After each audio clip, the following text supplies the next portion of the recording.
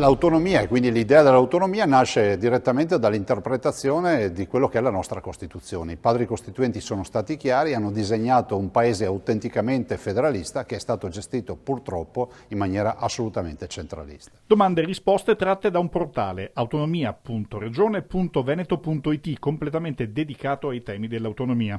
Una prima veste che verrà nel tempo aggiornata e implementata nelle sue varie sezioni per dare risposte a chi sia interessato a conoscere meglio il progetto di riforma basato sul regionalismo differenziato. La Regione Veneto ha chiesto 23 materie, cioè tutte quelle consentite. Siamo nell'ambito di un negoziato.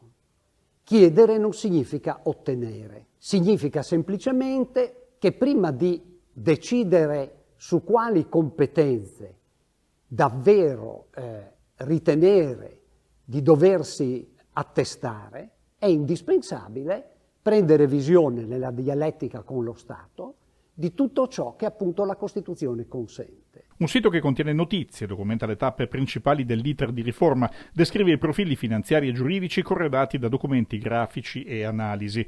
In apposite aree viene consentito di consultare gli atti ufficiali e risposto alle domande più frequenti con video specifici in cui sono intervistati alcuni fra i maggiori esperti sul tema a livello nazionale.